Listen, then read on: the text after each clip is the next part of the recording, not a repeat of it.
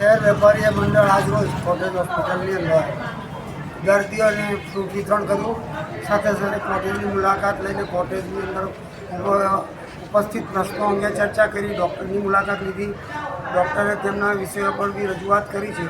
કારણ કે અમે યોગ્ય જગ્યાએ રજૂઆત કરીશું અને શહેરના હિતમાં કોટેજની અંદર ખૂબ સારો વહીવટ છે.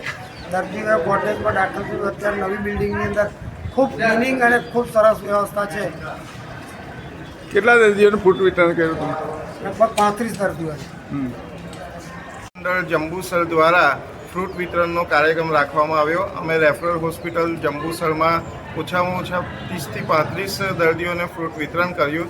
સાથે સાથે અમે અહીંના સુપ્રિન્ટેન્ડન્ટ શ્રી લોહાણી સાહેબની મુલાકાત લીધી અને હજુ પણ જે આ કોટેજનો વહીવટ ખૂબ જ સારો છે તેમ છતાં પણ અમુક ડૉક્ટરો ઓછા છે કે જેવી રીતે ચાઇલ્ડ સ્પેશિયાલિસ્ટ, લેડીઝ સ્પેશિયાલિસ્ટ, એના માટે અમે એમને રજૂઆત કરી અને સાથે સાથે એ પણ અમને અમારા શું કામ હોય કે અમે કેવી રીતે એમને કામ લાગી શકીએ કે જેથી તાલુકાને પબ્લિકને રાહત મળે, દર્દીઓને રાહત મળે, એ માટે પણ અમે જણાવ્યું છે કે અમારા થકી પણ એમને કોઈ પણ સરકારની અપેક્ષા હોય તો અમે એમને પૂરેપૂરો સહકાર આપીશું.